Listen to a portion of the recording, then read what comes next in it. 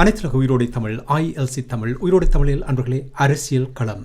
இன்றைய அரசியல் கள நிகழ்ச்சியில் தாயத்திலிருந்து ஊடகவியலாளர் இரா மைதர் அவர்கள் இணைகின்றார். வணக்கம் இரா மைதர். வணக்கம் தரானா, அன்புறவுகளுக்கும் நேர வணக்கம். உங்களுக்கும் வணக்கத்தை தெரிவித்துக் கொண்டு இரா மைதர், இன்றைய அரசியல் கள நிகழ்ச்சியில் நாங்கள் தமிழர் தாயகத்தில் உங்களுக்கு தெரியும் அடிக்கடி நாங்கள் அபிவிருத்தி தொடர்பாக தொழில் பேட்டுகள் தொடர்பாக இங்கே நிறைய தடவைகள் பேசியிருக்கின்றோம். சில நாட்களுக்கு முன்னதாக பிமல் ரட்நாயக்கா அவர்கள் யாழ்ப்பாணத்தில் கூட்டம் ஒன்றில் அவர் உரையாற்றும் பொழுது, அங்கே அந்த கூட்டத்தில் கலந்து கொள்ளும் பொழுது காங்கேசன்துறை தொடர்பாக அவருடைய கருத்தை அங்கே முன்வைத்திருக்கின்றார்.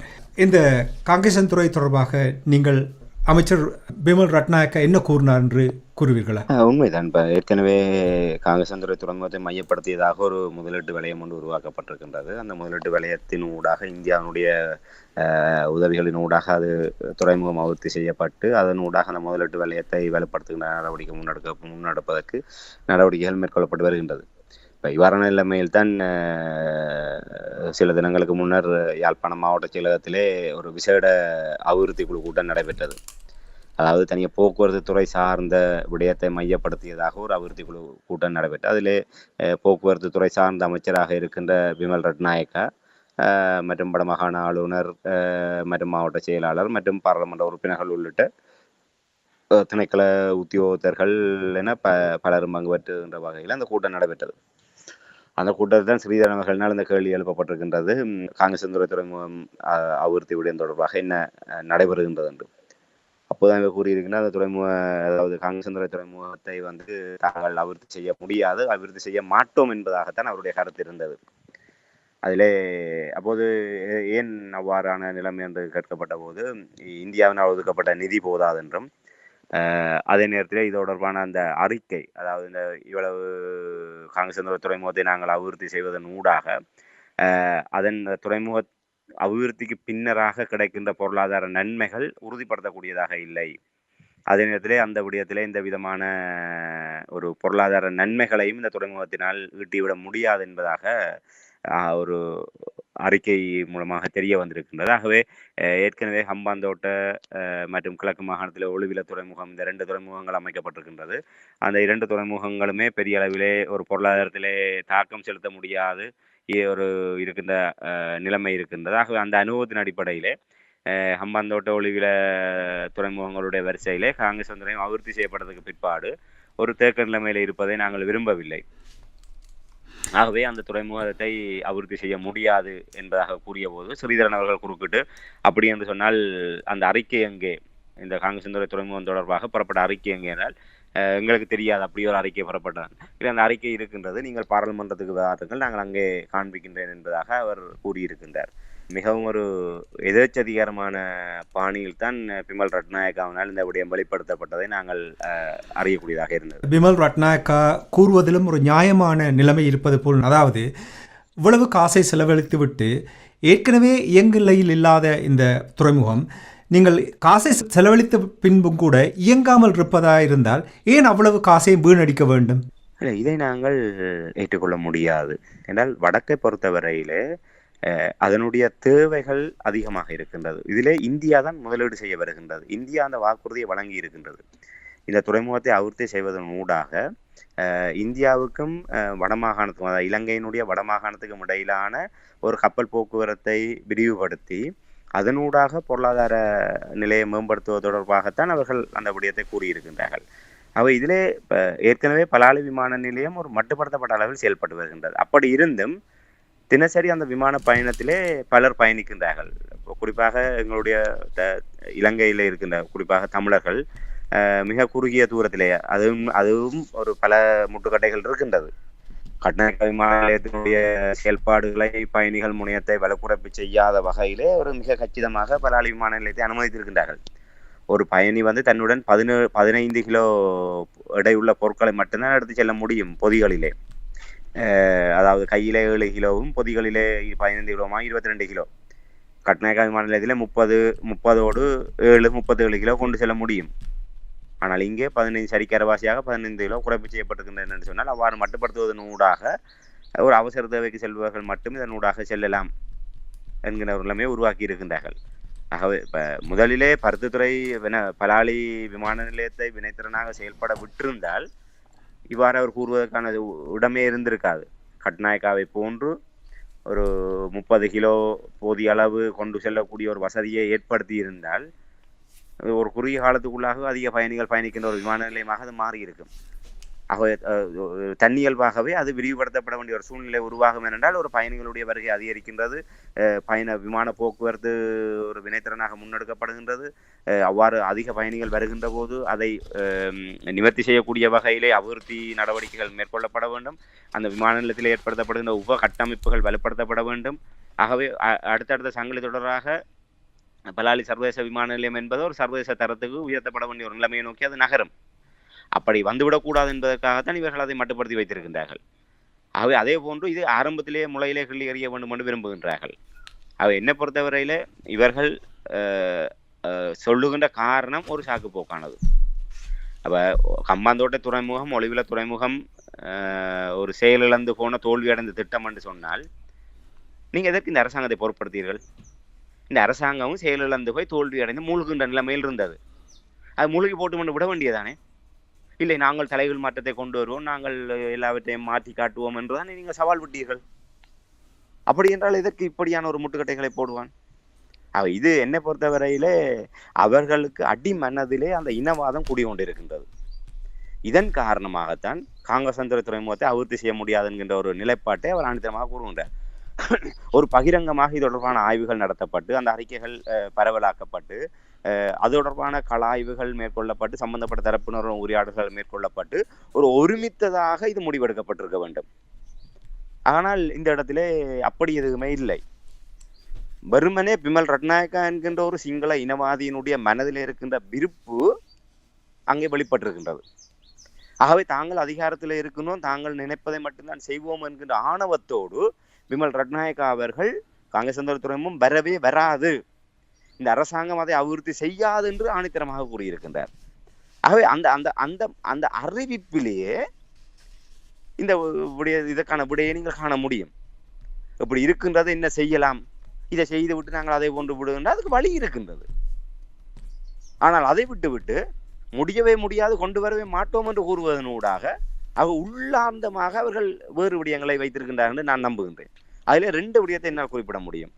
ஒன்று, இந்தியாவினுடைய ஆதிக்கத்தை இப்போது மட்டுப்படுத்துவதற்கு, அதாவது சீனாவோடு இவர்களுடைய நெருக்கம் அதிகமாகிக் கொண்டிருக்கின்றது. ஏற்கனவே ஒரு இடதுசாரி பின்னணியிலே கள்ள உறவு இருக்கின்றது சீனாவோடு இந்த அரசாங்கத்துக்கு.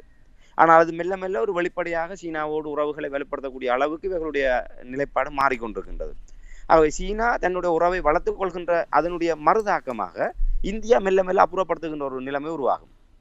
அது இந்த அரசாங்கம் மிக திட்டமிட்டு அந்த விடயங்களை நகர்த்தி கொண்டிருக்கின்றது. அதிலே இந்த வடக்கிலே காங்கேசந்துறை துறைமுகத்தின் ஊடாக வடக்கிலே இந்தியா காலூன்றி விடக்கூடாது என்கின்ற ஒரு நோக்கத்தோடு இந்தியாவை புறம் தள்ளுகின்ற நிகழ்ச்சி நிரல் இதிலே முதன்மையானதாக நான் பார்க்கின்றேன். ஆகவே அவர்களை பொறுத்தவரையிலே காங்கேசந்துறை துறைமுகம் என்பது சாத்தியமில்லையா என்பதற்கு அப்பால் அவர்களுடைய மனங்களிலே மறைமுகமான ஒரு திட்டத்தை வைத்துக்கொண்டு இதற்கு முட்டுக்கடை போட எத்தனிக்கின்றார்கள் என்பதை நான் அவதானிக்கின்றேன். நீங்கள் கூறும் பொழுது நிதி போதாதென்று சொல்லும் பொழுது தொடங்கிய பின்னர் பாதியில் விடுவது அது யாருக்கு பயனளிக்கும்? மேலே இந்தியாவினால் நான் நினைக்கின்றேன் கிட்டத்தட்ட ஒரு $70 மில்லியன் அமெரிக்க டாலர் அன்னளவாக நான் 65.5 ஏதோ மில்லியன் அமெரிக்க டாலர் நிதி ஒதுக்கப்பட்டிருக்கின்றது. அது கூட 2022ஆம் ஆண்டு காலப்பகுதியில் தான் இது. அப்போது ராஜபக்சேக்களுடைய அரசாங்கம் பொருளாதார நெருக்கடியிலே ஒரு தளம்பிக் கொண்டிருந்த அந்த காலகட்டத்திலே இந்தியா பல்வேறு அபிவிருத்தி திட்டங்களுக்காக இங்கே இலங்கைக்கு உதவுவதற்கு முன் வந்தது. ஒரு உடனடியாக அவர்களை மீட்பதற்காக ஒரு மனிதாபிமான உதவியாக கடன் அடிப்படையிலே அவர்கள் ஒரு தொகையை வழங்கினார்கள். அதே நேரத்திலே அவசர நிதியாக வழங்கினார்கள். அந்த நிதியை இந்தியாவிலிருந்து மருந்து பொருட்கள், அத்தியாவசிய பொருட்களை இறக்குமதி செய்வதற்கு உதவி வழங்கியது. அன்று இந்தியா வழங்கிய உதவியால் இலங்கை ஓரளவாவது இலங்கையர்கள் ஆசுவாசப்படக்கூடிய நிலைமை இருந்தது. உடனடியாக எண்ணெய் கப்பல்கள், அரிசி கப்பல்கள் என, மருந்து கப்பல்கள் என அவர்கள் உடனடியாகவே இந்தியாவிடமிருந்து அனுப்பி அந்த நெருக்கடியிலிருந்து கொஞ்சம் இலங்கையினுடைய அந்த நெருக்கடியை குறைப்பதற்கு முயற்சி எடுக்கப்பட்டது. அந்த காலப்பகுதிகளில் தான் இந்த 2022ஆம் ஆண்டு இந்த காங்கேசந்துறை துறைமுகத்துக்கும் இந்த நிதி ஒதுக்கப்பட்டது. அந்த நிதி முதல் கட்டமாகத்தான் இருக்கும். இப்போ ஏற்கனவே பார்த்தீங்களானால் இந்தியாவாக இருக்கட்டும், எந்த நாடாக இருக்கட்டும், ஒரு விடயத்தை இப்போ 2022ஆம் ஆண்டு இலங்கையினுடைய பொருளாதார நில மதிப்பீட்டின் அடிப்படையில் ஒரு விடயத்தை முன்னெடுப்பதற்காக மதிப்பீடு செய்யப்படுகின்ற நிதியினுடைய அளவு என்பது அது செயல்படுத்தப்பட்டு நிறைவேற்றி கொள்ளப்படுகின்ற காலத்திலே அதனுடைய நிலைமை வேறு விதமாக மாற்றமடையக்கூடும். அவ்வாறு மாற்றமடைகின்ற போது நிச்சயமாக அதை ஈடு செய்து விட்டுத்தான் அவர்கள் அதை நிறைவேற்றுவார்கள். இப்போ இந்தியா இல்லை, நாங்கள் சுமார் 65.7 மில்லியன் அமெரிக்க டாலரை மட்டும் இதற்குள்ளாகத்தான் நீங்கள் துறைமுகத்தை கட்ட வேண்டும். இவர்களை போன்று வீட்டு திட்டங்களுக்கு பிச்சை போடுவதை போன்று இல்லையே. நாங்கள் 10 லட்சம் தருவோம், 12 லட்சம் தருவோம், அதுக்குள்ளே தான் நீங்கள் கட்ட வேண்டும் என்று நெருக்கடி கொடுக்கின்ற சிங்கள இனவாத அரசாங்கங்களை போன்று இல்லையே. அவர்கள் முதல் கட்டமாக ஒரு தொகையை கொடுத்திருக்கின்றார்கள். அப்ப இதோட விமல் ரட்நாயக்கா வெளிப்படுத்த வேண்டும். ஏற்கனவே ஸ்ரீதரன் அவர்களே அந்த கேள்வி எழுப்பியிருந்தார். நீங்கள் கேட்டிருக்கின்றீர்களா? கேட்டால் இந்தியா தரத்தானே போகின்றது. இல்லை என்று சொன்னால் நீங்கள் எங்களிடம் சொல்லுங்க, நாங்கள் கேட்டு தருகின்றோம். வடமாகாணத்திலே இந்த விடயங்கள் அபிவிருத்தி முன்னெடுக்கப்பட வேண்டும். இந்தியா இப்படியான ஒரு உதவியை செய்தது, அந்த நிதி போதாது என்று அரசாங்கம் சொல்கின்றது. ஆகவே இந்த நிதியை மேலதிகமான நிதியை வழங்குவதற்கு இந்தியா நடவடிக்கை எடுக்க வேண்டும் என்று நாங்கள் கேட்கின்றோம். மேலதிகமான நிதியை நாங்கள் கேட்டு தருகின்றோம் என்று ஸ்ரீதரன் அவர்கள் அங்கே சுட்டிக்காட்டியிருந்தார். அதற்கு எந்த பதிலும் இல்லை. அரசாங்கம் என்று சொன்னால் அதுதான் செய்திருக்க வேண்டும். நீங்கள் ஒரு மதிப்பீட்டு அறிக்கையை இப்போது எடுக்க வேண்டும். அந்த மதிப்பீட்டு அறிக்கையை இந்தியாவோடு கூறுகின்றீர்கள், இந்தியாவோடு எங்களுடைய உறவுகளை யாராலுமே பிரிக்க முடியாது என்று. ஆகவே இவர்கள் உதட்டளவில் ஒன்றை கூறிக்கொண்டு உள்ளத்தளவில் ஒரு விதமாக செயல்படுகின்றார்கள். ஆகவே நிதி போதாது என்பது ஒரு நொண்டிச்சாட்டு. அதுவும் ஒரு அரச இயந்திரத்தை கொண்டு நடத்துபவர்கள் இதை கூறுவது என்பதை ஏற்றுக்கொள்ள முடியாது. இப்போது பார்த்தீங்கன்னா சீனாவினுடைய நிதி உதவியில தெற்கிழங்கையிலே அந்த நான் மீறிகான அந்த மேம்பாலம் அந்த அபிவிருத்தி பணி முன்னெடுக்கப்பட்டு அது இப்போது அண்மையில ஜனாதிபதி சீன தூதர் பங்கேற்று அது திறந்து வைக்கப்பட்டிருக்கின்றது. ஆகவே இப்படியாக அப்போ அதெல்லாம் ஆரம்பத்தில் ஒதுக்கப்பட்ட நிதி என்பது வேறு, திட்டம் நிறைவடைகின்ற போது இருக்கின்ற நிலைமை வேறு. இதுதான் சர்வதேச நியதி இதுதான். ஒருவர் ஒரு விடயத்தை செய்கின்ற போது ஒரு அதிலே இருக்கும் இந்த விடயங்களை முன்னெடுக்கின்ற போது நாங்கள் தேவையான ஒத்துழைப்புகளை வழங்குவோம் என்று. இவர்கள் அது தொடர்பாக பரிசீலனை செய்யவே இல்லை, இந்தியாவோடு கதைக்கவே இல்லை. இந்த இதுக்கு நிதி போதாது என்று சொன்னால் இந்தியா என்ன செய்திருக்கும்? இந்தியாவில் ஆர்வமாக இருக்கின்றது. ஆகவே அந்த இந்தியா ஆர்வமாக இருக்கின்றது சொன்னால் அது எவ்வளவு தூரம் வரை அது சென்றால் நிறைவேற்ற தயாராக இருக்கின்றது. நாங்கள் கேட்டுவிட்டு இந்தியா மறுத்து விட்டது, எங்களால் வேறு வழி இல்லை என்று சொன்னால் அதுக்கும் வழி இருக்கின்றது. நாங்கள் வேறு யாராவது ஆளை கேட்க முடியும். ஆகவே வடக்கை பொறுத்தவரையில இவர்களுடைய இந்த ஒரு மாற்றாந்தாய் மனப்பான்மை தொடர்கின்றது. அந்த நிலையில் தான் இதனுடைய வெளிப்பாட்டை நாங்கள் பார்க்க முடியும். உண்மையிலே நிதி போதாது, காங்கிரஸ் துறைமுகத்தை அபிவிருத்தி செய்தால் அதன் மூலமாக பொருளாதார நன்மைகள் இல்லை என்று சொல்வதெல்லாம் உண்மையிலே ஒரு ஏமாற்று ஒரு கருத்தாகத்தான் நான் பார்க்கின்றேன். மிராமதரன், இப்போ நீங்கள் நிதி இல்லாமல் அரசாங்கம் அபிவிருத்தி செய்வதில் பயனில்லை என்று கூறிய விடயத்தை நீங்கள் இனவாத அடிமடியில் இருக்கின்றது என்றதை நீங்கள் கூறினீர்கள். இனவாத நிலையை எவ்வாறு நீங்கள் பார்க்கிறீர்கள்? இந்த பிபி கட்சியை பொறுத்த மட்டும் அப்படி நீங்கள் பார்க்கிறீர்களா? உண்மையிலே அதிலே மாற்று கருத்துக்கு இடமில்லை. ஏனென்றால் இப்போ இன்று விமல் ரட்நாயக்கா அவர்களுடைய அந்த வெளிப்பாடு என்பது மிகவும் ஒரு சர்வதிகாரத்தினுடைய உச்சம். ஒரு அரசு படிமுறை ரீதியாக இந்த விடயங்களை கையாளாமல், ஏற்கனவே நாங்கள் சுட்டிக்காட்டியதை போன்று இந்த என்ன செய்திருக்க வேண்டும்? 2022 இந்தியா நிதி ஒதுக்கியது, இப்போது 2025 முடிய போகின்றது. 2026 தான் இந்த பணி தொடங்க போகின்றது என்றால் 2026ஆம் ஆண்டு இந்த பணி ஆரம்பிக்கின்ற போது காங்கிரஸ் துறைமுகத்தை மீள அபிவிருத்தி செய்வது தொடர்பான ஒரு மதிப்பீட்டு அறிக்கையை இவர்கள் பெற்றார்களா? அந்த மதிப்பீட்டு அறிக்கையை இந்திய அரசாங்கத்தோடு இவர்கள் தெரியப்படுத்தினார்களா? இந்த சாதாரண விடயம். ஒரு பிரதேச சபை, ஒரு நகர சபை, உள்ளூர் அரசாங்கத்தினுடைய அடிமட்ட நிர்வாக கட்டமைப்பு. ஒரு நகர சபையாக இருக்கட்டும், பிரதேச சபையாக இருக்கட்டும், தன்னுடைய ஆதிக்கத்துக்கு கீழ் இருக்கின்ற ஆதனங்களை குத்தகைக்கு விடுகின்றார்கள். ஒரு 99 வருட குத்தகைக்கு இல்லை 1 வருட அடிப்படையிலான குத்தகைகளுக்கு அவர்கள் அந்த கட்டடங்களாக இருக்கட்டும் இல்லை நிலங்களாக இருக்கட்டும் அவர்களை விடுகின்றார்கள். அப்படி வழங்குகின்ற போது என்ன முதல் நிபந்தனை? இன்றைய சந்தை மதிப்பின்படி இதற்கான 1 வருடமோ இல்லை ஒரு 99 வருட குத்தகைக்காக இருந்தால் இவ்வளவு கட்டணம் தீர்மானிக்கப்படுகின்றது. அதுக்கு அடுத்ததாக இன்னொரு விடயம் சேர்க்கப்படுகின்றது. காலத்துக்கு காலம் மதிப்பீடு செய்யப்பட்டு அந்த மதிப்பீட்டு தொகை அதிகமாக இருக்கிற பட்சத்திலே இந்த உள்ளூராட்சி சபையினால் நிர்ணயிக்கப்படுகின்ற தொகையை நீங்கள் செலுத்துவதற்கு முன்வர வேண்டும். தவறுகின்ற பட்சத்திலே நாங்கள் பொருத்தமானவர்களுக்கு இந்த ஒப்பந்தத்தை ரத்து செய்து அவர்களுக்கு வழங்குவதற்கு எங்களுக்கு முகாந்திரம் இருக்கின்றது. சாதாரண விடயம். இது எல்லோருமே புரிந்து கொள்ளக்கூடிய எளிமையான விடயம். இது திணிப்பல்ல, அதான் உண்மை. ரீவால்யூவேஷன் என்பது அதுதான் இன்று இருப்பதை போன்ற 5 ஆண்டுகளுக்கு பின்னர் இருக்காது. ஆனால் இதுக்குள்ளேயே ராஜபக்சேக்களுடைய கடந்த கால ஊழல் பெருச்சாளிகள் அப்படித்தான் உருவானது. கடந்த காலத்திலே இவ்வாறு அதிகாரங்களை துஷ்பிரயோகம் செய்து மிக குறைந்த விலையிலே ஒரு குத்தகை ஒப்பந்தத்தை அரச சொத்துக்களை பயன்படுத்தி அது 100 ஆண்டுகள் சென்றாலும் அது புதுப்பிக்காமல் அதே தொகையிலே அவர்கள் அனுபவித்துக் கொண்டிருப்பது.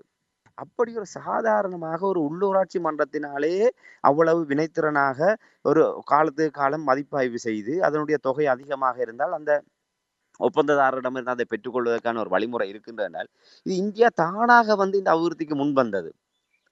நீங்கள் இப்படியாக ஒரு மதிப்பீட்டு அறிக்கையை கொண்டு வந்து அந்த அறிக்கையை இந்திய தரப்பினருக்கு தெரியப்படுத்தி இப்ப நீங்கள் இந்த விடயத்தில் அக்கறை செலுத்தி இருக்கின்றீர்கள். அதை நாங்கள் ஒரு காலமாதத்துக்கு பின்னர் இப்போது நடைமுறைப்படுத்துகின்ற சூழல் உருவாகி இருக்கின்றது. இப்போது மதிப்பீட்டின்படி இவ்வளவு தேவை, இதற்கான நிதியை இந்திய அரசாங்கம் வழங்குகின்ற பட்சத்திலே நாங்கள் இந்த விடயத்தை மேற்கொள்ள முடியும் என்று ஒரு நடவடிக்கை இவர்கள் மேற்கொண்டிருந்தால் அது இந்தியா அதுக்கு பாதகமாக எதிர்வினை ஆற்றி இருக்கும். அதை செய்துவிட்டு நீங்கள் இப்படியான ஒரு முடிவுக்கு வந்திருந்தால் பரவாயில்லை. எடுத்த எடுப்பிலேயே நீங்கள் இந்த விடயத்தை செய்யாமல் இது நிதி போதாது, காங்கிரஸ் துறைமுகத்தை கட்டிவிட்டு நாங்கள் இலியான் கலைத்துக் கொண்டிருக்க வேண்டிய நிலைமை வரும் என்று கூறுவதெல்லாம் நொண்டிச்சாட்டு.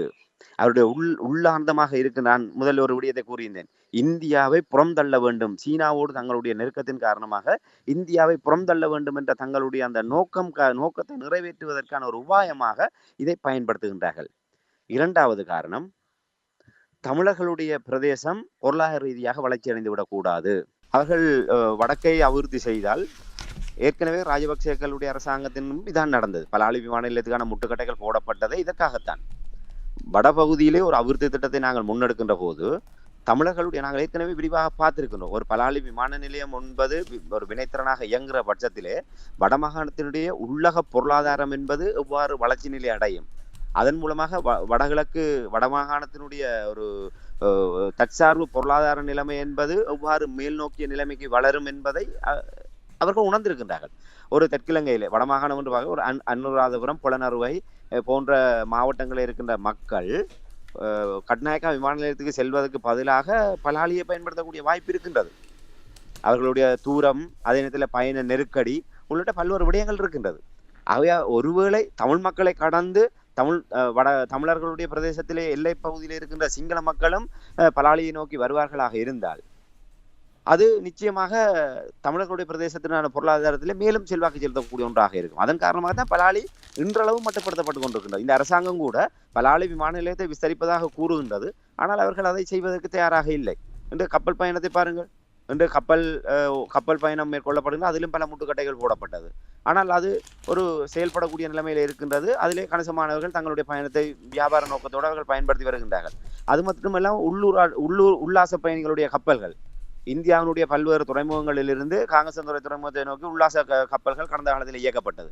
இதன் போது தினசரி பல நூற்றுக்கணக்கான பயணிகள் யாழ்ப்பாணத்தை நோக்கி வருகை தந்தார்கள். அவர்கள் வந்து கிட்டத்தட்ட ஒரு நாள் அவர்களுக்கான அவகாசமாக வழங்கப்படுகின்றது. இன்றைய தினம் வந்து நாளைய தினம் அவர்கள் திரும்பி செல்வதாக அவர்கள் வருகை தந்து யாழ்ப்பாணத்தில் தங்கியிருந்து ஒரு ஆன்மீக சுற்றுலாவோ இல்லை ஒரு சுற்றுலா இடங்கள், முக்கியமான இடங்களை அவர்கள் வடமாகாணத்திலே பார்வையிட்டு விட்டு அவர்கள் திரும்பி செல்கின்ற ஒரு நிலைமை இருக்கின்றது. இவ்வாறு நீங்கள் கொண்டு இதெல்லாம் வரவேற்பில்லை என்று சொன்னால் இதெல்லாம் எப்படி இயங்காமல் போகும்? ஆகவே இந்த துறைமுகத்தை இயக்குவதனூடாக தமிழ்நாட்டுக்கும் இலங்கைக்குமான வர்த்தக தொடர்பு அதிகரிக்கும். கூடுதலாக இந்தியாவிலிருந்தான் புடவை உள்ளிட்ட பல்வேறு, அதாவது புடவை தொழில் என்பது இந்தியாவிலிருந்தான் முழுக்க இறக்குமதியாகின்றது. ஏனைய விடயங்களை விட பல்வேறு துறைகள் இந்தியாவை நம்பி இருக்கின்றது. ஆகவே வடக்கு மாகாணத்திலே ஒரு துறைமுகத்தினூடாக நீங்கள் அவ்வாறான விடயத்தை கையாளுகிற போது அதற்கான செலவுகள் குறைவாக இருக்கும். இந்த விமான கட்டணம் இந்தியாவினுடைய ஏனைய துறைமுகங்களிலிருந்து இலங்கை கொழும்பு துறைமுகத்துக்கு வருவதற்கான பயணத்தை விட தென்னிந்தியாவை மையப்படுத்திய துறைமுகங்களிலிருந்து காங்கேசன்துறை துறைமுகத்துக்கான பயணம் என்பது மிக குறைவு. அதன் மூலமாக பயண செலவு குறைகின்ற போது அதனுடைய கொள்முதல் செலவு குறைவடைய போகின்றது. கொள்முதல் செலவு குறைவடைகின்றது சொன்னால் இங்கே மக்களுக்கு நன்மை அளிக்கக்கூடிய வகையில் இருக்கும். காங்கேசன்துறை துறைமுகத்தை செயல்படுத்தினால் தனிய வடமாகாணம் மட்டுமல்ல, இலங்கையில் இருக்கின்ற வியாபார சமூகத்துக்கு அது பாரிய நன்மை அளிக்கக்கூடிய ஒரு திட்டமாக இருக்கும். ஆக இப்படியான சாத்தியப்பாடுகள் எல்லாம் இருக்கின்ற போது, நாங்கள் ஒரு மேலெழுந்த வாரியாக நோக்குகின்ற போது இப்படியான விடயங்கள் எல்லாம் இருக்கின்றது என்றால் இதை இன்னும் ஆழமாக இருதரப்பு உறவுகளின் மூலமாக சென்று நாங்கள் ஆரம்பத்தில் ஒரு இணக்கப்பாட்டின் அடிப்படையில் இந்த வரி இன்று இந்தியாவிலிருந்து வருகின்ற பொருட்களுக்கு கிட்டத்தட்ட 200% வரி அறவிடுகின்றார்கள். அதன் காரணமாக இங்கு ஒரு எக்கச்சக்கமான விலை, ஒரு இந்தியாவில் ஒரு 5 ரூபா பெறுமதியான பொருள் இங்கே கிட்டத்தட்ட 80 ரூபா 100 ரூபா விற்கின்ற அளவுக்கு இருக்கின்றது என்று சொன்னால் சிந்தித்து பாருங்கள். வரி அவ்வளவு தூரம் வர விடுகின்றார்கள். அதை விட அதற்கான செலவுகள், அதை விட வியாபாரிகளுடைய லாபம், இதெல்லாம் சேர்க்கின்ற போது கிட்டத்தட்ட பல மடங்கு. இந்த விடயத்தையெல்லாம் தவிர்க்க முடியும் காங்கிரஸ் துறைமுகத்தின் ஊடாக.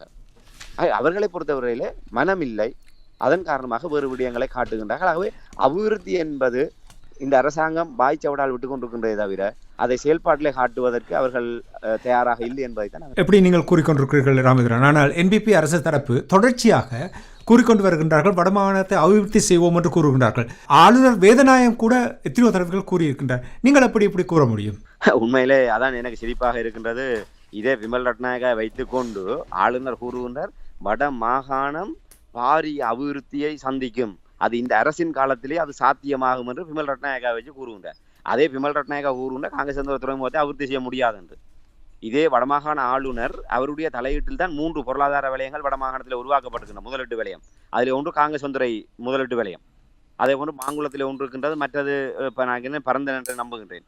ஆகவே வடமாகாணத்திலே 3 முதலீட்டு வலயங்கள் உருவாக்கப்பட்டு அதன் மூலமாக சர்வதேச முதலீடுகளை வடமாகாணத்தை அபிவிருத்தி செய்ய வேண்டும் என்பது அவருடைய கனவு. ஆனால் இன்று அதனுடைய ஒன்றாக இருக்கின்ற காங்கேசந்துறை துறைமுகத்தை நாங்கள் செயல்படுத்த மாட்டோம் என்று விமல் ரட்நாயகா கூறுகின்றார் என்று சொன்னால் இதற்கு அந்த ஆளுநர் என்ன பதில் சொல்ல போகின்றார்? ஆகவே அவர் சொல்வது சரி, அபிவிருத்தி விடயங்களிலே நாங்கள் அக்கறை காட்டுகின்றோம் என்று விமல் ரட்நாயக்காவிலிருந்து வருகின்ற எல்லோருமே ஜேவிபியினர் அபிவிருத்தியை பற்றி தான் பூஜாணி காட்டுகின்றார்கள். இப்போது பருத்தித்துறை துறைமுகம் என்பது மீள அபிவிருத்தி செய்வதற்கான ஒரு விடயம் மறைமுகமாக முன்னெடுக்கப்படுகின்றது. ஆனால் காங்கேசந்துறை துறைமுகம் ஒரு ஏற்கனவே கதைக்கப்பட்டு தீர்மானிக்கப்பட்ட ஒரு விடயத்தை நடைமுறைப்படுத்த மாட்டோம் என்று கூறுகின்ற இந்த அரசாங்கம் பருத்தித்துறை துறைமுகம் தொடர்பான சாத்தியப்பாடு அறிக்கையை இவர்கள் வெளிப்படுத்த முடியுமா? தென்னிலங்கையில் இருக்கின்ற மீனவர்களுடைய நன்மைக்காக மட்டும்தான் பருத்தித்துறை துறைமுகத்தை இவர்கள் அபிவிருத்தி செய்ய முற்படுங்க. அபிவிருத்தி என பேரில் இன்று ஜேவிபிக்கு அனுரகுமார திசாநாயக்க அரசாங்கத்துக்கு வாழ் பிடிக்கின்ற எங்களுடைய விசிலடிச்சான் குஞ்சுகள், எங்களோட ஊர் மட்டங்களில் இருக்கின்ற விசிலடிச்சான் குஞ்சுகள் எல்லாம் அந்த பருத்தித்துறை துறைமுகத்துக்கு எதிர்க்கின்ற தரப்பினரை மிக கேவலமாக அரசியல் காரணங்களை முன்வைத்து விமர்சித்து வருவதை நாங்கள் பார்க்கக்கூடியதாக இருக்கின்றது. உங்களுடைய அரசாங்கம் ஓம் என்று சொன்ன அந்த இதே விமல் ரட்நாயகன் நான் நினைக்கிறேன் 4-5 மாதங்கள் இருக்கும் காங்கேசந்துறையினுடைய முதலீட்டு வலயம் அந்த பகுதியை பார்வையிட்டதுக்கு பிற்பாடு மிக விரைவிலே இந்த காங்கேசந்துறை துறைமுகத்தை அமைத்து பலாலி விமான நிலையத்தையும் சர்வதேச தரநிலைமைக்கு கொண்டு வந்து இதை நாங்கள் வடக்கினுடைய ஒரு அபிவிருத்தியினுடைய ஒரு பாய்ச்சலாக நாங்கள் காட்டுவோம் என்று வாக்குறுதி அதே மண்ணிலே வைத்து கூறிவிட்டு சென்றார். இன்று 4-5 மாதங்களுக்கு பின்னர் வந்து சொல்றார் அதை நாங்கள் நடைமுறைப்படுத்தவே மாட்டோம் என்று. இதை இந்த விசிலடிச்சான் குஞ்சுகளால் கேள்வி எழுப்ப முடியுமா? அப்ப இது பருத்தித்துறை அபிவிருத்தி என்றால் அது என்ன அபிவிருத்தி இல்லையா? இப்ப உண்மையான அபிவிருத்தியை நீங்கள் செய்வதற்கு தடங்களை ஏற்படுத்தி கொண்டு தேவையற்ற ஒரு ஆணியை தமிழ் மக்களுடைய தலையில சுமத்துவதற்கு நீங்கள் முற்படுகின்றீர்கள். இன்று பருத்தித்துறை துறைமுகம் என்பது 2018ஆம் ஆண்டு மைத்திரிபால சிறிசேன அரசாங்கத்தின் காலத்திலே அடிக்கல் நாட்டப்பட்டது அந்த துறைமுகத்தை அபிவிருத்தி செய்வதற்கு. அப்போது ஆசிய அபிவிருத்தி வங்கி நிதி உதவி வழங்குவதற்காக முன்வந்திருந்தது. அந்த ஆசிய அபிவிருத்தி வங்கி ஒரு சாத்தியப்பாடு தொடர்பான விடயங்கள் ஆய்வு செய்த போது அந்த அயல் கிராமங்களிலே மீனவர்களுடைய எதிர்ப்பு காரணமாகவும் அந்த பாடசாலை சமூகத்தினுடைய எதிர்ப்பு காரணமாகவும் சமூக மட்ட அமைப்புகளுடைய எதிர்ப்பு காரணமாக அந்த திட்டத்தை கைவிட்டு சென்றார்கள்.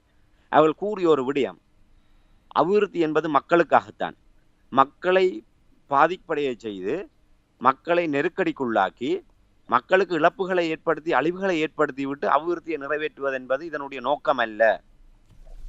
அபிவிருத்தி என்று அது அவர்கள் சொல்வதான உண்மை, மக்களுக்காக தானே அபிவிருத்தி. முதலிலே ஒரு இடத்திலே அந்த விடயம் முன்னெடுக்கப்படுகின்றனால் அந்த இடம் சார்ந்து மண்ணின் மைந்தர்களுக்கு முதலில் நன்மை வர வேண்டும். அதற்கு பின்னர்தான் மேலதிகமாக மற்ற நன்மைகளை நாங்கள் பார்க்க முடியும். ஆகவே பருத்தித்துறை துறைமுகத்தை அமைப்பதனூடாக அதை சுற்றி இருக்கிற கிராமங்களை அழித்து எங்களுடைய பருத்தித்துறை சார்ந்திருக்கின்ற கலை கலாச்சார பண்பாட்டு விளிமியங்களை எல்லாம் அழித்து நாசமாக்கி விட்டுத்தான் நாங்கள் ஒரு அபிவிருத்தியை செய்வோம் என்று ஜேவிபி அரசாங்கம் சபதம் போட்டு கொண்டு நிற்கின்றது. ஆனால் காங்கேசந்துறையில் அபிவிருத்திக்கு முட்டுக்கட்டியாக நிற்கின்றது. அது இரட்டை விடமாக தெரியவில்லையா? இவர்களை பொறுத்தவரையிலே இப்போது மயிலட்டி துறைமுகத்தை உருவாக்கினார்கள். அந்த மயிலட்டி துறைமுகத்திலே தெற்கிழங்கை மீனவர்களுடைய வருகை காரணமாக இங்கே உள்ளூர் மீனவர்களுடைய இருப்பு என்பது மிக கேள்விக்குறியாக கொண்டிருக்கின்றது. அந்த துறைமுகத்தை சரியான முறையில் பயன்படுத்த முடியாத ஒரு நிலைமை இருக்கின்றது அவர்களினால். ஆகவே அதற்கு பதிலாக பருத்தித்துறை துறைமுகத்தை அபிவிருத்தி செய்வதன் ஊடாக இந்த தெற்கிழங்கை மீனவர்களை இங்கே கொண்டு வருவதற்கும் அதோடு வேறு வித பல ரகசிய திட்டங்களை இவர்கள் முன்வைத்திருக்கின்றார்கள். இது அந்த பிரதேச மக்களால் எதிர்க்கப்படுகின்றது. நீங்க மீன்பிடி துறைமுகம் என்பது வடக்கு மாகாணத்துக்கு இனி தேவையே இல்லை. மயிலட்டியில் உருவாக்கப்பட்ட மீன்பிடி துறைமுகம் என்பது மீன்பிடியை வளர்ப்பதற்கு பதிலாக மீனவத்துறையை மேலும் மேலும் நசுக்குகின்ற வகையில் தான் அது இருக்கின்றது. உண்மையிலே வடமாகாணத்திலே கடற்தொழிலை நாசமாக்குகின்ற இந்திய இழுவைமணி தொழிலை நிறுத்த முடியவில்லை. 1996 கொண்டு வரப்பட்ட தடை செய்யப்பட்ட தொழில்களை உங்களால் நிறுத்த முடியவில்லை. அன்றோமரசநாயக்க அரசாங்கம் வந்து இன்று 1 வருடங்கள் ஆக போகின்ற இந்த 1 வருடம் ஆகிவிட்ட நிலைமையிலும் இன்றும் தடை செய்யப்பட்ட தொழில்கள் இங்கே, அதாவது இந்த அரசாங்கம் வந்ததுக்கு பிற்பாடு தான் அதிகமான சட்டவிரோத தொழில்கள் வடக்கிலே முன்னெடுக்கப்படுகின்றது. குறிப்பாக வடமராட்சி கிழக்கு பகுதியிலே தடை செய்யப்பட்ட சுருக்கு விலை தொழில் முன்னே அரசாங்கங்களிலே அங்கொன்றும் இங்கொன்றுமாக ஒழித்து சட்டவிரோதமாக பயந்து பதுங்கி செய்த விடயம் இன்று நெஞ்ச நிமித்தி கொண்டு அந்த சட்டவிரோத சுருக்கு விலைகளை செய்கின்றார்கள் என்று சொன்னால் அது இந்த அரசாங்கத்தினுடைய ஊழலுடைய வெளிப்பாடு. இன்று அவர்கள் மேல்மட்டத்திலே ஊழல் ஒழிப்பதற்காக நிற்கின்றார்கள். ஆனால் கீழ்மட்டத்திலே அதே பாணியிலே அவர்களும் அந்த ஊழலிலே நனைந்தவர்களாக இருக்கின்றார்கள். அமைச்சர் முதல் கொண்டு இங்கே இருக்கின்ற மற்ற திணைக்களங்களை சேர்ந்தவர்கள் எல்லோருமே அப்படி அதில் ஊறி திளைத்தவர்களாக இருக்கின்ற காரணம் இது உண்மை, நிதர்சனமான உண்மை. இந்த கடந்த 1 வருடத்துக்குள்ளாக வடமாகாணத்திலே குறிப்பாக வடமராட்சியிலே சுருக்கு விலை தொழில் அதிகரித்திருக்கின்றது என்று சொன்னால் இதற்கு அவர்கள் என்ன பதில் சொல்ல போகின்றார்கள்? அவை எங்களுடைய பாரம்பரிய மீன்பிடித்துறையை அழித்துவிட்டு பருத்தித்துறை துறைமுகத்தை கொண்டு வந்து விட்டு நீங்கள் இன்னத்தை சாதிக்க போகின்றீர்கள். அதை நீங்கள் மக்களிடம் வெளிப்படுத்த முடியுமா? மக்களிடம் நேரடியாக சந்திப்பதற்கு திராணியற்ற இந்த ஜேவிபி அரசாங்கம் தன்னுடைய கைப்பாவியாக இருக்கின்ற மாவட்ட அரசாங்க அதிபரை வைத்துக்கொண்டு அவர்கள் ஒரு கூட்டத்தை நடத்துகின்றார்கள். அந்த கூட்டத்தில் என்ன விடயம் பேசப்பட்டது? இந்த துறைமுகம் அமைந்தால் என்ன நன்மை என்பதை மட்டும்தான் அவர் கூறினார். அதுவும் அவர்கள் தங்களுடைய கைப்பாவியாக இருக்கின்ற சில மீனவர்கள் என்ற பேரில் இருக்கின்ற சில கைக்கூலிகளை வைத்துக் கொண்டு அந்த கூட்டம் நடத்தப்பட்டது. உண்மையாக வடமராட்சி பிரதேசத்தைச் சேர்ந்த எந்த மீனவர்களும் அங்கு அழைக்கப்படவில்லை. வடமராட்சி பிரதேசத்திலே வடமராட்சி 14 சங்கங்களை உள்ளடக்கியதாக வடமராட்சி வடக்கு கடத்தொழிலாளர் கூட்டுறவு சமாசம் இருக்கின்றது. அந்த துறைமுகத்துக்கு அண்மித்ததாக பருத்தித்துறை நகரசபை இருக்கின்றது. அந்த நகரசபையினுடைய நியாயாதிக்க எல்லைக்குள் தான் அந்த துறைமுகம் வருகின்றது. அந்த நகரபிதா அழைக்கப்படவில்லை. அதே நேரத்தில் பருத்தித்துறை பிரதேச செயலகத்துக்கு உட்பட்டதாகத்தான் அந்த துறைமுகம் வருகின்றது. பருத்தித்துறை பிரதேச செயலாளர் அழைக்கப்படவில்லை.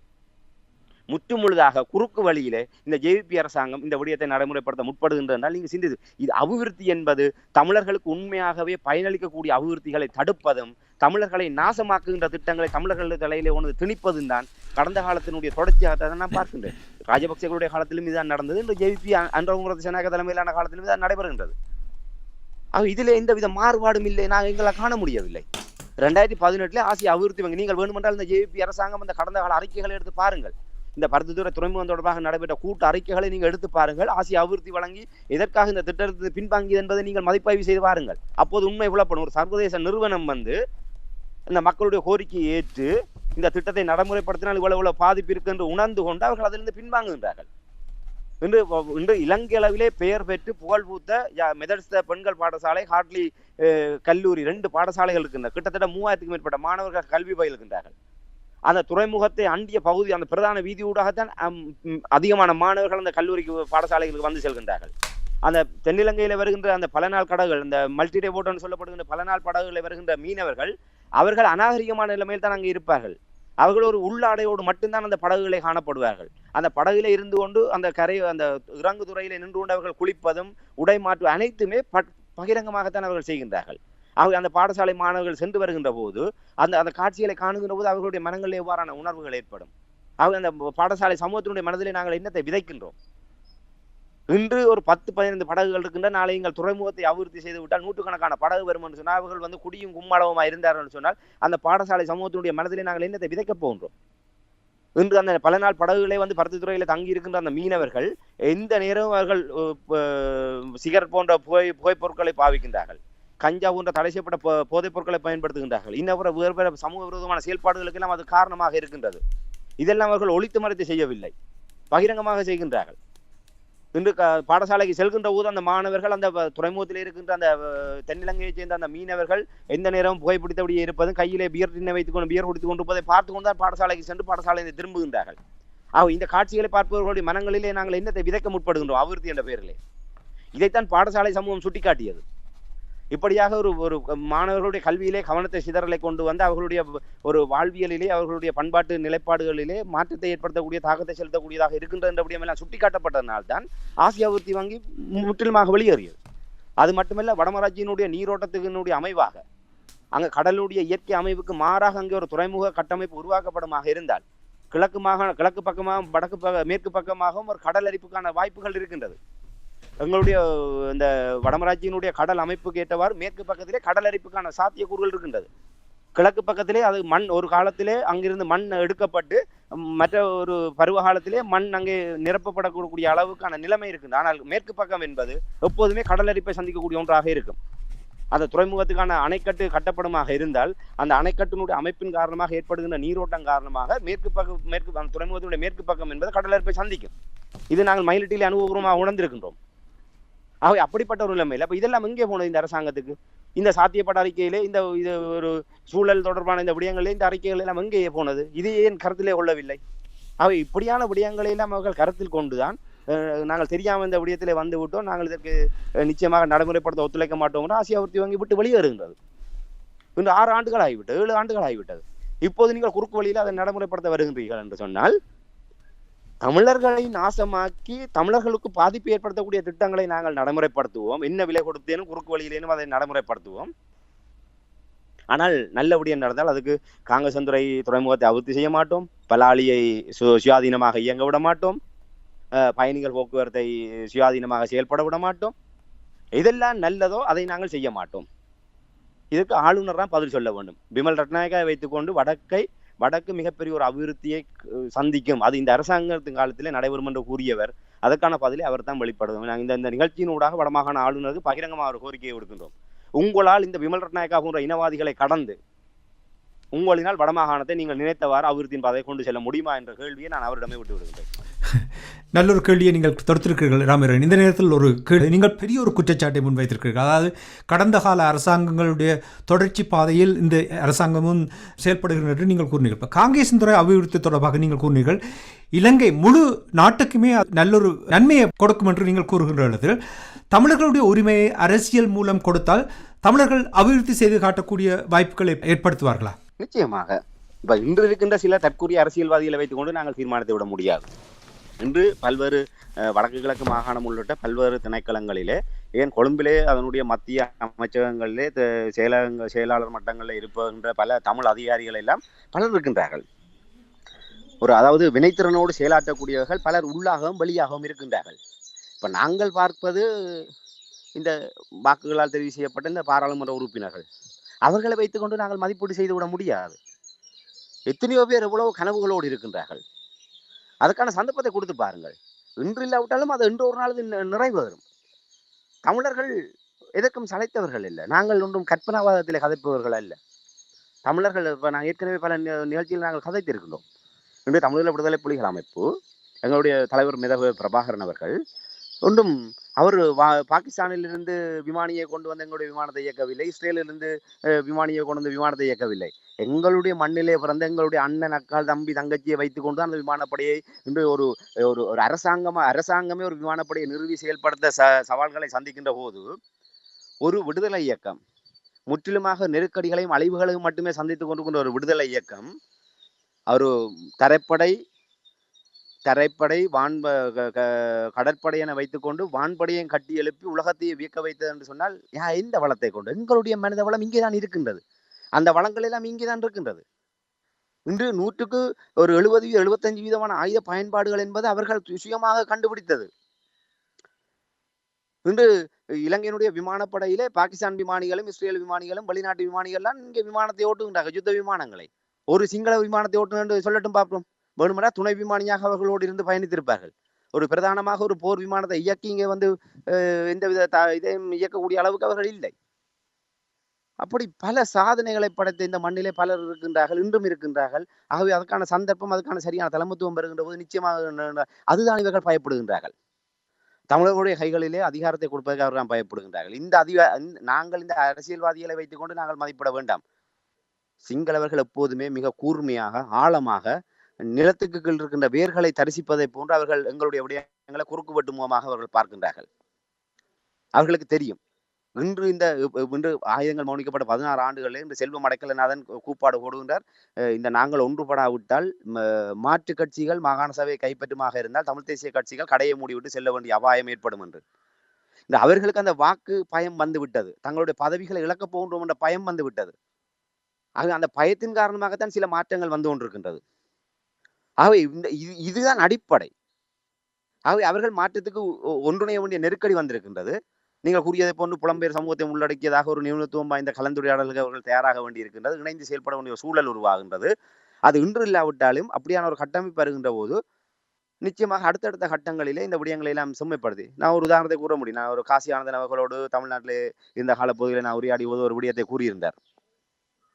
ஒரு இந்தியாவினுடைய அது உயர் ஒரு ஆய்வு கூடத்தில் இருக்கக்கூடிய ஒரு விஞ்ஞானி அவர் தன்னை ஒரு நிகழ்ச்சியில சந்தித்த போது அவர் கூறியிருந்தார், என்ன நான் இதுக்கு மேலதிகமாக கூறி அந்த விடயங்களை நான் சிக்கலுக்குள்ளாக விரும்பவில்லை. அந்த விஞ்ஞானி தன்னிடம் நேரடியாக கூறியிருந்தார், எனக்கு இப்போதுதான் மனநிறைவாக இருக்கின்றது. நாளை தமிழீழம் ஒன்று மலருமாக இருந்தால், பிரபாகரன் தலைமையிலே தமிழீழம் ஒன்று மலருமாக இருந்தால், நான் உடனடியாகவே நான் அங்கே சென்று அந்த தமிழினத்தினுடைய விண்வெளி கட்டமைப்பை, அந்த ஆய்வு கட்டமைப்பை உருவாக்குவதற்கு என்னால் என்ன உதவி செய்ய முடியுமோ அதை செய்வதற்கு நான் தயாராக இருக்கின்றேன் என்று. ஏன்னால் ஒவ்வொருவரும், அது இந்தியாவாக இருக்கட்டும், அமெரிக்காவாக இருக்கட்டும், இந்த ரஷ்யாவாக இருக்கட்டும், ஒவ்வொரு நாடுகளிலும் இருக்கின்ற அறிஞர்கள், விஞ்ஞானிகள், அவர்கள் தங்களுடைய முழுமையான சுயாதீனத்தன்மையோடு தங்களுடைய அறிவுத்திறனை பயன்படுத்துவதற்கு அங்கே மட்டுப்பாடுகள் இருக்கின்றது. அவர்கள் தங்கள் சார்ந்த அபிலாஷைகளை, தங்கள் சார்ந்த திட்டங்களை நடைமுறைப்படுத்தக்கூடிய வகையில் தான் அவர்களை பயன்படுத்துகின்றார்கள். எல்லா இடங்களிலுமே இன்னும் அந்த கொத்தடித்தனமே இருக்கின்றது. ஆனால் இங்கே மட்டும்தான் திறமைகளுக்கும் ஆக்கப்பூர்வமாக சிந்திப்பவர்களுக்குமான வாய்ப்புகள் இருக்கின்றது. ஆகவே இங்கே அப்படியான ஒரு அப்போது நாங்கள் கூறுகின்ற போது ஒரு மிக ஆணையரவு வெற்றி கொள்ளப்பட்டு விடுதலை புலிகள் ஒரு சமாதான காலகட்டத்திலே அவர்கள் ஒரு பலம்பொருந்திய அமைப்பாக உலகத்தால் ஒரு உற்று நோக்கப்படுகின்ற காலத்திலே அறிவு சார்ந்த இலங்கை கடந்து இந்தியா மட்டத்தில் இருக்கின்ற ஒரு பெரிய ஒரு உச்சமான இடத்துல இருக்கின்ற ஒரு விஞ்ஞானி ஒருவரால் அவ்வாறு கூறப்படுகின்ற என்று சொன்னால் சிந்தித்து பாருங்கள், எத்தனை கரங்கள் எங்களை நோக்கி வரும். சரியான தலைமைத்துவம் தேவை. தன்னை இழந்து தன்னை அர்ப்பணித்து தன்னுடைய இனத்துக்காக செயலாற்றக்கூடிய ஒரு தலைமைத்துவம் வருகின்ற போது நிச்சயமாக இங்கே இருப்பவர்களும் இதான் நடந்தது. அரசு ஊழியர்களாக அரசாங்கத்திடம் சம்பளம் பெற்றுவிட்டு எங்களுடைய தாயக விடுதலைக்காக, எங்களுடைய மண்ணினுடைய விடுதலைக்காக செயல்பட்ட எத்தனை அரசாதிகாரிகள் இருக்கின்றார்கள். வடக்கு கிழக்கில் செயல்பட்ட அத்தனை பேருமே மனப்பூர்வமாக அந்த போராட்டத்துக்கு ஒத்துழைப்பு வழங்கியவர்கள். அதுக்கு என்னென்ன வழிமுறையில தங்களை தற்காத்து கொண்டு தங்களுடைய பதவிகளை வைத்துக் கொண்டு இதை செய்ய முடியுமோ அதை செய்தவர்கள். ஏனால் அவர்களுக்கான பாதுகாப்பையும் இருப்பை உறுதிப்படுத்தக்கூடிய தலைமைத்துவம் ஒன்று இருந்தது. அந்த தலைமைத்துவத்தை மீறி இவர்கள் மீது அரச இயந்திரம் எதையுமே செய்துவிட முடியாது. அப்படி செய்தால் கூட அப்படியே தமிழீழ நிர்வாகத்தின் கீழ் அவர்களை உள்வாங்கி அவர்களுக்கான பணியையும் அவர்களுக்கான எதிர்கால இருப்பையும் உறுதிப்படுத்தக்கூடிய ஒரு கட்டமைப்பு இருந்தது. ஆகவே அதன் காரணமாக இவர்கள் ஒரு துணிவு இருந்தது. எங்களை அரசியல் ரீதியாக பழி வாங்கினால் கூட நாங்கள் எங்களுக்கான எதிர்காலம் ஒன்று இருக்கின்றது என்று அப்படி ஒரு கட்டமைப்பு உருவாகின்ற போது நிச்சயமாக அரசு உத்தியோகத்தர்கள் எல்லாம் இவ்வாறு சேவை செய்ய வேண்டிய அளவுக்கு இல்லை. அவர்கள் இன்று எங்கு இருக்கின்ற ஒரு தரப்புக்கு சேவை செய்கின்ற போது எங்களுடைய மண், எங்களுடைய மக்கள், எங்களுடைய பிரதேசம், எங்களுடைய வளர்ச்சி, எங்களுடைய அபிவிருத்தி என்ற நோக்கத்தோடு அவர்கள் செயல்பட எவ்வளவு பேர் தயாராக இருக்கின்றார்கள். ஆக நிச்சயமாக அதுக்கான வாய்ப்புகள் இல்லை என்று இல்லை, இருக்கின்றது. ஆனால் சாத்தியமா என்று சொன்னால் எதுவுமே தேவைகளில் தான் பிறக்கின்ற, சாத்தியத்திலிருந்து பிறப்பதில்லை. தேவை இருக்கின்றது. அந்த தேவையை நோக்கி நகர்கின்ற போது நிச்சயமாக அந்த இந்தியாவில் இருக்கின்ற ஒரு உயர் நிலையில இருந்த விஞ்ஞானிகள் கூறியதை போன்று உலகத்திலே பலர் இருக்கின்றார்கள். போரினுடைய இறுதி கால பகுதியிலே உலகளாவிய இருந்த பல விற்பனர்கள் அந்த விடுதலை போராட்டத்தோடு கரங்கோர்த்திருந்தார்கள். அதெல்லாம் அந்த உச்சத்தினுடைய உண்மையாக அவர்கள் தங்களை அர்ப்பணித்து செயல்படுகின்றார்கள் என்ற அந்த நம்பிக்கையினுடைய உருவாக்கப்பட்ட அந்த தொடர்புகள் தான் அவை.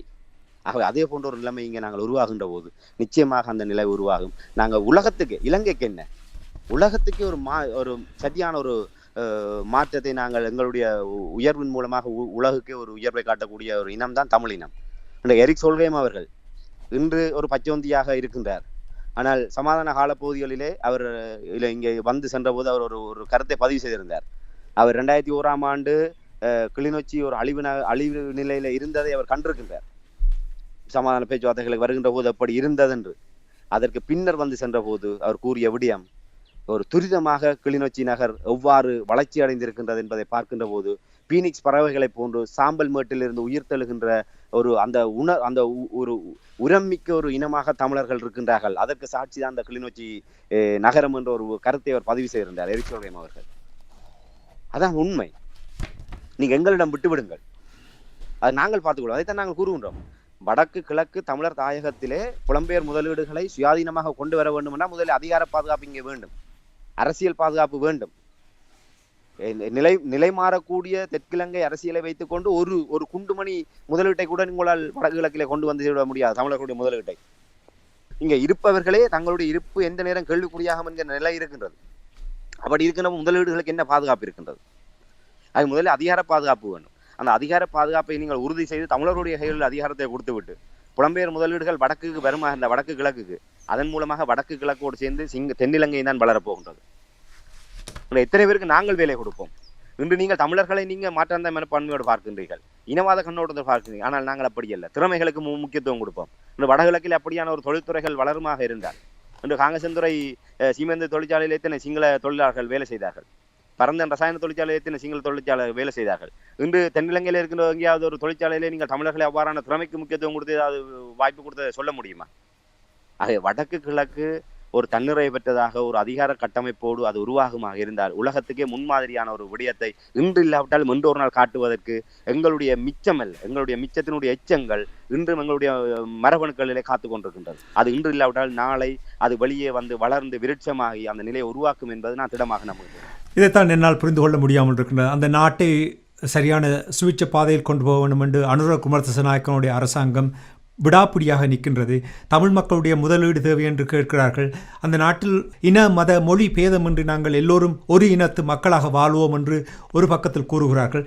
இவ்வாறு இனவாத ரீதியாக செயல்படுகிறார்கள் என்று நீங்கள் பாரிய குற்றச்சாட்டை முன்வைக்கும் பொழுது இவர்கள் கடந்த கால அனுபவங்களிலிருந்து திருந்தவே இல்லை, திருந்தவே மாட்டார்கள் என்பதைத்தான் காட்டுகிறது. நீங்கள் கூறுவது போல் புலம்பெயர்ந்த நாடுகளில் இருக்கின்ற தமிழர்கள் எப்பொழுது நாங்கள் அந்த தமிழர் தாயகத்துக்கு வந்து சுவிட்ச பாதையில் வளர்ச்சியை கொண்டு வரலாம் என்று துடிப்போடு இருக்கிறார்கள். அதற்கு நிச்சயமாக அரசியல் தீர்வு இல்லாமல் எந்த விதத்திலும் தமிழர்கள் தங்களுடைய முதலீட்டை செய்வதற்கு தயாராக இல்லை என்பதை அடிக்கடி இங்கே வலியுறுத்தி கொண்டு வருகின்றார்கள். அதற்காகத்தான் நாங்களும் அடிக்கடி கூறிக்கொண்டு வந்திருக்கின்றோம், சுவிட்சர்லாந்து அமெரிக்காவில் இருக்கின்ற போன்ற ஒரு அரசியல் தீர்வை கொண்டு வந்தால் நிச்சயமாக அந்த நாட்டை, இதைத்தான் என்னால் புரிந்து கொள்ள முடியாமல் இருக்கு. இப்போ நீங்கள் கூறுவீர்கள் இந்தியாவினூடாக வருகின்ற பொருட்கள் எல்லாம் காங்கேசன்துறையூடாக வரும் பொழுது அந்த நாட்டுக்குத்தான் நிறைய வளத்தையும் வருமானத்தையும் ஏற்படுத்தி கொடுக்கும். இது ஏன் புரிந்து கொள்ள முடியாமல் இருக்கிறார் என்பதுதான் ஆராய்ந்து கொண்டிருக்கின்றேன்.